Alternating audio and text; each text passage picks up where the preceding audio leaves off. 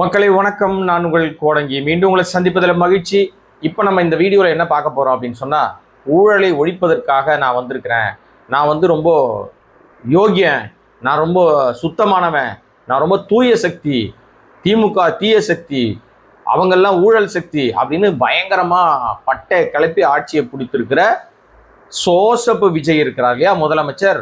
இவருடைய தாவேகா கட்சியினுடைய பிரதான ஊழல், முதல் ஊழல், நிறைய ஊழல் நடந்துகிட்டு இருக்கு. இது பேசுபொருளாக மாறி இருக்கிற ஊழலே சட்டத்துறையிலிருந்து வந்திருக்கிற ஊழல். இந்த ஊழல் காரணமாக இன்னும் முழுமை பெறாத பல விஷயங்கள்னால ஏராளமான வழக்குகள் அது முடிக்கப்படாமல் அல்லது விவாதிக்கப்படாமல் அல்லது அங்க போய் ஆஜராகாமல் அரசு வழக்கறிஞர்கள் யாருன்னே தெரியாம திணறி கொண்டிருக்கிறது. நீதிமன்றங்கள்ல பல வழக்குகள் நிலுவையில் அப்படியே தேங்கி கிடக்கிறது. அரசு சார்பில் யார் வழக்கறிஞர் என்பது பெரும் சிக்கல் இருக்கிறதுனால. ஏன்னா இந்த அரசு வழக்கறிஞர் நியமனமே ஆளுங்கட்சி சார்பில் தான் எப்பவுமே நடக்கும். அதில் ஆக்சுவலா முறையானவர்கள், அனுபவம் வாய்ந்தவர்கள், எக்ஸ்பீரியன்ஸ் பர்சனு, கொஞ்சம் நேர்மையா இருக்கிறவங்க, நான் கொஞ்சம் நேர்மைன்னு தான் சொல்லியிருக்கிறேன், நேர்மையா இருக்கிறவங்க தான் இந்த அரசு வழக்கறிஞராக நியமிக்கப்படணும். அப்போதான் நீதியும் சட்டமும் சரியாக நமக்கு புலப்படும். இது பத்தி தான் பேச போறேன். இதுல அரசு வழக்கறிஞர் நியமனத்துல கிட்டத்தட்ட 100 to 120 கோடி ரூபாய்க்கு வரைக்கும் ஊழல் நடந்திருப்பதாக வெளிப்படையாக பேசுகிறார்கள். இது குறித்து தாவேகா சட்டத்துறையினுடைய அமைச்சராக இருக்கிற நிர்மல்குமாரும் வாய் திறக்கல, தூய சக்தின்னு சொல்லுகிற சோசப்பு விஜயும் முதலமைச்சரும் வாய் திறக்கல. அவர் எதுக்குமே வாய் திறக்கல. பட் இதுக்கு எப்படி பேசுவார்னு கேட்குறீங்களா? அதை பற்றி தான் இந்த வீடியோவில் நம்ம பேச போகிறோம்.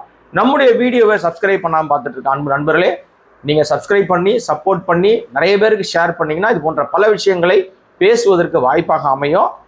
வாங்க, இப்போ இந்த சட்டத்துறையில் என்ன பஞ்சாயத்து, தாவேகா சட்டத்துறையில் என்ன பஞ்சாயத்து அப்படின்னா, எல்லா துறையிலும் பஞ்சாயத்து இருக்கு. தாவேகால கட்சிக்குள்ள உள்கட்சி பிரச்சனை தலைக்கு மேலே போயிட்டு இருக்கு. அது ஒரு நாள் வெடிக்கும், கண்டிப்பாக பெரும் பிரச்சனை வரும். அதற்கு காரணம் என்னன்னா, வரவனெல்லாம் வண்டியில ஏத்து, தாவேகாக்கு யார் வந்தாலும் வண்டியில ஏத்துன்னு ஊர்ல இருக்கிற எல்லாரையும் சேர்த்துக்கிட்டு இருக்காங்க.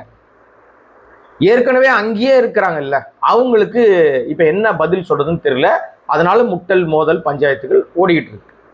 இது பெரிய லெவல்ல வெடிக்கும் கண்டிப்பாக. உள்ளாட்சி தேர்தலுக்கு முன்பாக மிகப்பெரிய பிரச்சனை ஒன்று வரும். ஏன்னா மாவட்ட செயலாளர் இருக்கிறவங்க எம்எல்ஏவா இல்லை, எம்எல்ஏவா இருக்கிறவர்கள் மாவட்ட செயலாளர் இல்லை. ஏன்னா எம்எல்ஏ பாதி பேர் வேறு கட்சி, அந்த கட்சி, இந்த கட்சி, ஜாதி கட்சியில இருந்து தப்பிச்சு ஓடி வந்த ஆட்கள், யாரும் நிற்பதற்கு தயாரா இல்லை. ஏன்னா இது காசு கேட்டு தான் எல்லாருக்கும் சீட்டு கொடுத்துருக்காங்க, பணம் வாங்கிட்டு கொடுத்துருக்காங்கன்னு அப்பவே குற்றச்சாட்டு எழுப்புனாங்க. எனவே யாரும் தூய சக்தியெல்லாம் கிடையாது, துபாகூர் சக்தி. இது தாவேகா கட்சி துபாகூர் அப்படின்றது உங்க எல்லாருக்குமே தெரியும். இப்ப இதுல என்ன ஊழல்னு இப்ப பேசப்படுகிறது அப்படின்னா, அரசு வழக்கறிஞராக நீதிமன்றங்களை வாதாடுவதற்காக நியமிக்கப்படுகிறவர்கள் எல்லாம் குறைந்தபட்சம் 3 லட்சத்திலிருந்து 30 லட்சம் வரைக்கும் வாங்குறாங்க அப்படின்னு புகார் சொல்லி இருக்கிறது. யாரோ ரோட்ல போறவன் இல்ல, எதிர்கட்சி திமுக இல்ல, அதிமுக இல்ல. அப்ப யாரு? இவங்க கட்சியிலேயே மகளிர் அணியில பொறுப்புல இருக்கிற ஞான சௌந்தரின்னு ஒருத்தவங்க, அவங்க தான் புகார் கொடுத்துருக்காங்க. அந்த புகார்ல என்ன சொல்லியிருக்காங்க, மாவட்ட செயலாளர் போன்ல பேசுறாங்க, நீங்க என் பேர் தானே எங்க லிஸ்ட்ல இருந்துச்சு, எப்படிங்க இப்ப ஃபைனல் லிஸ்ட்ல என் பேர் இல்லையே, இதுதான் லிஸ்டா இன்னும் வருமானு கேட்டா இல்ல இப்ப வந்ததுதான் லிஸ்ட், இதுக்கு மேல எந்த லிஸ்டும் கிடையாதுன்னு மாவட்ட செயலாளர் சொல்றாரு. மாவட்ட செயலாளர் எப்படி அரசு வழக்கறிஞரை நியமிக்க முடியும்? அவர் எப்படி லிஸ்ட் வெளியிட முடியும்? அப்ப எவ்வளவு பச்சையாக, எவ்வளவு அயோக்கியத்தனமாக, திருட்டுத்தனமாக, மொள்ளமாரித்தனமாக அரசு வழக்கறிஞர்கள் பணம் வாங்கிட்டு இந்த கும்பல் சேர்த்துட்டு தன்னை தூய சக்தின்னு சொல்லி. இப்ப இதோட வெளிப்பாடு அடுத்தது என்ன நடக்குது, இதுலதான் பெரிய ஹைலைட்டுங்க. அது என்ன ஹைலைட்டுன்னு சொல்றதுக்கு முன்னாடி, ஒரு படத்துல வடிவேலு ஆடு திருடுவார். ஆடு திருடி மாட்ட மாட்டாரு, ஆனா ஆடு பறி கொடுத்தான் பாருங்க ஒருத்தன். அவன் என்ன பண்ணுவான்னா பஞ்சாயத்து பிராது கொடுத்துருவான், பஞ்சாயத்து கூடிடும். ஆடு திருடினவன் அவனை சொல்லுவாங்க, என்னடா நடந்துச்சு சொல்லு. ஏன்னா இங்க நம்மால் யார் வடிவேலு உட்கார்ந்துருப்பாரு, அங்கேயே உட்கார்ந்துக்கிட்டு அவர் எப்படியாவது ஆஹா இவன் அதை நம்ம காட்டி கொடுத்துருவான் போல இருக்கே, சிக்கலா போச்சு போல இருக்கே அப்படின்ட்டு யோசிச்சுட்டு ஆட்டத்தை கலைக்கிறதுக்கு என்ன பண்றதுன்னு யோசிச்சுக்கிட்டு இருப்பான். இதுக்கு இடையிலேயே இவரை கண்டு கொஞ்சம் பயம், வடிவேலை கண்டு, அந்த ஆடு பறி கொடுத்த ஆளுக்கு. அவர் ஒன்று விஷயத்த சொல்லுவாரு, அப்புறம் அப்படி இப்படி பண்ணி கடைசியில அவன் சொல்லுவான், ஐயா ஆடு திருடு போகவே இல்லை, ஆடு திருடின மாதிரி கனவு கண்டையா அப்படின்னு பஞ்சாயத்தை கழிச்சு விட்டுருவாரு வடிவேல். ஏன்னா குறுக்க பேசிட்டே இருப்பார். ஆடு திருடணும் பேச வந்தா அவனுக்கு இருக்கும்ல, பயம் இருக்கும்ல, 2 பொண்டாட்டிக்காரனாச்சு, பயம் இருக்காது அவனுக்கு இருக்கும்ல, எப்படி பேசுவான். அதுக்கப்புறம் அவன் ஆடு திருடனவன் ஏதாவது ஒன்று பண்ணிட்டான் என்ன பண்றது அப்படின்னு இவன் என்ன பண்ணலாம்னு பிளான் பண்ணுவானா வடிவேல அதெல்லாம் இறையில பேசிட்டே இருப்பான். பஞ்சாயத்துக்காரங்க திட்டுவாங்க, ஏய் அவன் சொல்ல வரதும் நீ ஏன்பா குறுக்க பேசுற, பேசாம இரு, பேச நீ சொல்றா, யாரா திருடுனா சொல்றான்னா அவன் சொல்லவே மாட்டான். கடைசியில இவன் பயம் இருக்கும்ல அப்படின்னு இவன் ஏதோ பண்ணிடுவான்னு பயந்துக்கிட்டு, ஐயா ஆடு திருடு போன மாதிரி கனவு கண்டையா அப்படின்னு சொல்லிட்டு அந்த பஞ்சாயத்து கலைஞ்சிரும். அப்போ ஒரு பெருசு சொல்லுவாரு, எனக்கு ஓமால தான் சந்தேகமா இருக்கு, என்னவோ நீ தான் பண்ணிருக்க, ஏன்னா எல்லாத்துக்கும் காரணம் நீ தான் அப்படின்னு ஐயோ கண்டுபிடிச்ச இந்த பெருசு அப்படின்னா அது ஒரு காமெடி, அந்த படத்தினுடைய ஹைலைட்டான காமெடியில அதுவும் ஒரு காமெடி. இப்போ நிறைய நேரங்கள்ல அந்த டிவியில அந்த காமெடி வந்துகிட்டு இருக்குன்னு வச்சுங்களேன். ஏன் இந்த காமெடியை இப்ப சொன்னேன் அப்படின்னா, இது மாதிரி 2025 அஞ்சலைன்னு ஒரு அம்மா, இந்த அம்மா ஆடு மேய்க்கிறது, ஆடு வச்சுன்னு பொழப்பு நடத்துது, ஆடு மேய்க்கிறது, ஆடு வளர்க்குறது, அதை சந்தையில விற்கிறது இப்படின்னு ஒரு பார்த்துக்கிட்டு இருக்கிற இந்த அம்மா கிட்ட ஒரு நண்பரோட சேர்ந்து ஒரு ஆள் கார்ல ஆடை திருடிட்டு போயிட்டார். திருமலைன்னு ஒரு நண்பரோட சேர்ந்து ஷேக் சுல்தான் அப்படின்னு ஒரு ஆள், அந்த ஆள் ஆடு திருடிட்டு போறது அங்க உள்ள சிசிடிவி காட்டி கொடுத்துருச்சு. அது வாணியம்பாடி போலீஸ்ல அது புகார் ஆயிருக்கு, புகார் நிலுவையில் இருக்கு, வழக்கு நடக்குது. இது திருட்டு வழக்கு, திருட்டு புகார், ஆடு திருடின புகார் இது இருக்கு. இது இடையில திடீர்னு பார்த்தா இந்த வழக்கு அரசு வழக்கறிஞர் நியமிச்சாங்கல்ல, திருப்பத்தூர் அந்த நீதிமன்றத்துல முதன்மை வழக்கறிஞராக அரசு வழக்கறிஞராக ஒருத்தர் நியமிக்கிறாங்க. அவர் பேர் என்னன்னா, அவர் பேர் ஷேக் சுல்தான். ஆடு திருநூறு பேர் என்ன, அவர் பேர் ஷேக் சுல்தான். முதன்மை வழக்கறிஞராக நியமிக்க பேர் என்ன, ஷேக் சுல்தான். இந்த 2 பேரும் வேற வேற ஆளா? இல்ல, ஒரே ஆளு. என்னங்க சொல்றீங்க, ஆடு திருநவன் அரசு வழக்கறிஞரா அப்படின்னு கொந்தளிக்கிறாங்க மக்கள். இவர் தாவேக்காவிலிருந்து போஸ்டிங் போடப்பட்டிருக்கிற அரசு வழக்கறிஞர். எப்பேற்பட்ட தில்லாலங்கடி திருட்டு பசங்க, மொள்ளமாரி பசங்க, அயோக்கிய பசங்களை சட்டத்துறையில கொண்டு வச்சு அதுல போஸ்டிங் போடுவதற்கு 3 லட்சத்துல 30 லட்சம் வாங்கின இந்த வாஷிங் மிஷின், சோசப்பு முதலமைச்சரோட வாஷிங் மிஷின் வெளுக்குது, திருடனை வெளுக்குது, ஊழல்வாதியை வெளுக்குது, அயோக்கியனை வெளுக்குது, பாலியல் குற்றவாளியை வெளுக்குது.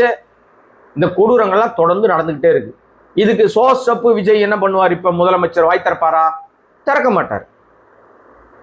இதுல முதல் ஊழலாக கிட்டத்தட்ட 100 ல இருந்து 120 கோடி ரூபாய் வரைக்கும் கல்லா கட்டி இருக்கிறார்கள் மாவட்ட செயலாளர்கள், பிரிச்சுக்கிட்டு இருக்கிறாங்க. இதான் உங்க மாற்றமா? இது நாற்றமா இல்லையா? துர்நாற்றமா இல்லையா? அயோக்கியத்தனமா இல்லையா?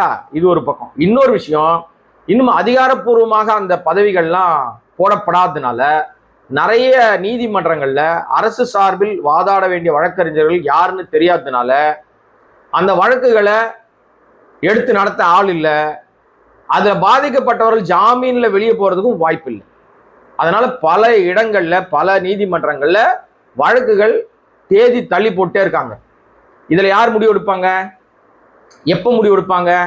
எப்படி முடிவு எடுப்பாங்க? எதுவுமே தெரியாது. அதனால இது ஒரு பெரிய ஊழலாக இதுக்கு பதில் இல்லை. இதுக்கு இடையிலேயே இவர்களுக்கு இதை பத்தி கவலையே இல்லைங்க. சட்டத்துறை குறித்து பேசுவதுல நம்ம எதுக்கெடுத்தாலும் வெளியில பொது இடங்கள்ல பயங்கரமா பேசிக்கிட்டு இருக்கிற ஷேடோ சிஎம் நம்ம நிர்மல் குமார், அவர் இது பத்தி வாய் திறப்பாரானா வாய் திறக்க மாட்டார். நீங்க கேள்வி கேட்டீங்கன்னா பதில் சொல்ல மாட்டார்.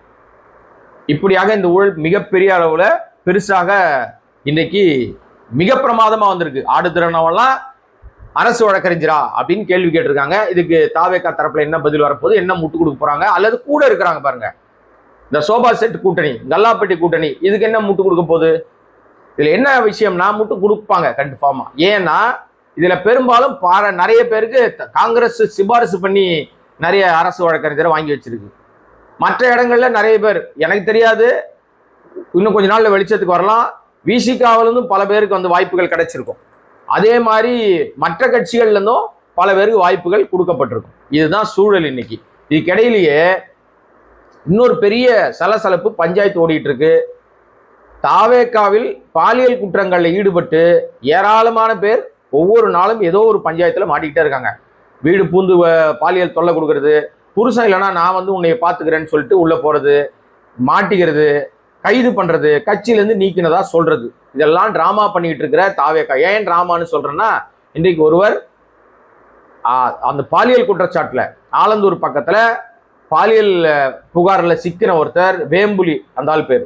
அவர் தனியா இருந்த பெண்ணுக்கு வீட்டுக்குள்ள போய் அத்துமீறி அந்த பெண்ணுகிட்ட பாலியல் ரீதியாக அந்த பெண்ணை மானபங்கம் பண்ண முயற்சி எடுத்து தர்மடி கொடுத்து அங்க அவர் பிடிக்கப்பட்டு அவர் மீது வழக்கு பதியப்பட்டு ஜெயிலில் போட்டாங்க. அவர் ஜாமீன்ல வெளியே வந்துட்டார். போன உடனே போன வேகத்தில் வெளியே வந்துட்டார். வெளியே வந்தவர் மூஞ்ச மூடிக்கிட்டு வீட்டுக்குள்ள இருக்கணும்.